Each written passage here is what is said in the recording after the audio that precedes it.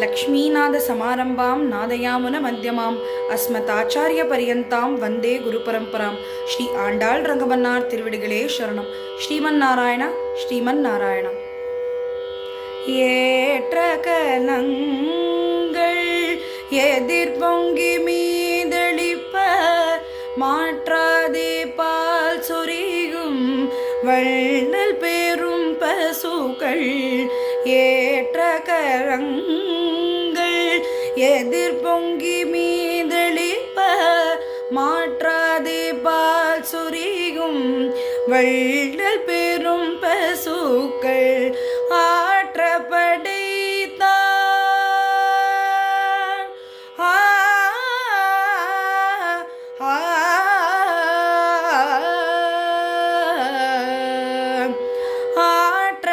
ஆற்றப்படைத்தான் மகனே அறிவுராய்.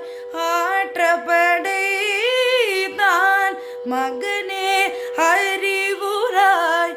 ஊற்றமுடையாய் பெரியாய் உலகினில். ஊற்றமுடையாய் பெரியாய் உலகினில். தோற்றமாய் நின்ற சுடரே தூயிலெழாய். மாற்றாருனக்கு வழி துணைந்துன் வாசற்கண். தோற்றமாய் நின்ற சுடரே தூயிலெழாய். மாற்றாருனக்கு வழி துணைந்தும் வாசற்கண். ஆற்றாது வந்துன் அடிபணியுமா போலே. ஆற்றாது வந்துன் அடிபணியுமா போலே. போற்றியாம் வந்தோம் புகழ்ந்தேலோரெம்பாவாய். போற்றியாம் வந்தோம் புகழ்ந்தேலோரெம்பாவாய்.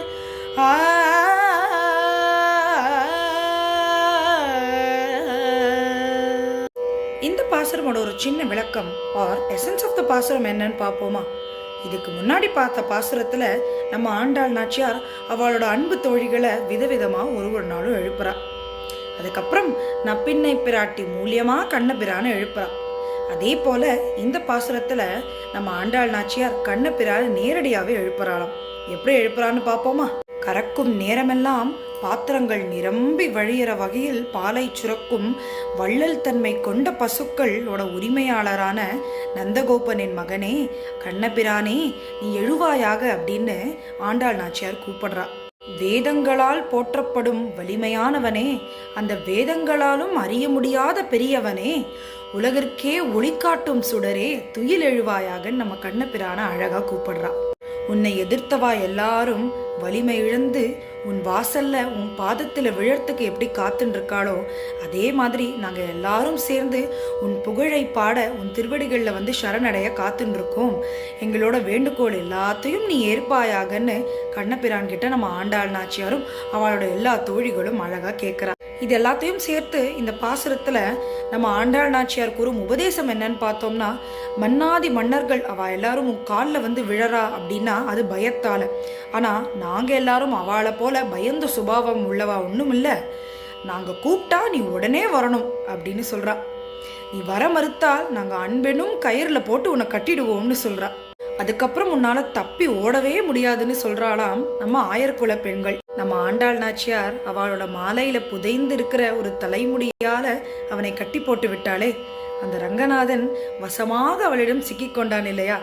அதனால இதுதான் பக்தியோட உச்ச நிலை அப்படின்றத நம்ம புரிஞ்சுக்கணும். அதனால ஸ்ரீமன் நாராயணனிடம் நம்மளை அர்ப்பணிச்சாலே போரும், அவரால் தப்பிக்கவும் முடியாது, எங்கேயும் ஓடவும் முடியாதாம், நம்ம கிட்டேயே மாட்டின்றுவார் அப்படின்றத ரொம்ப அழகா அந்த பாசுரத்துல நம்ம ஆண்டாள் நாச்சியார் நமக்கு அறிவுறுத்துறா. ஸ்ரீ ஆண்டாள் ரங்கமன்னார் திருவிடிகளே சரணம்.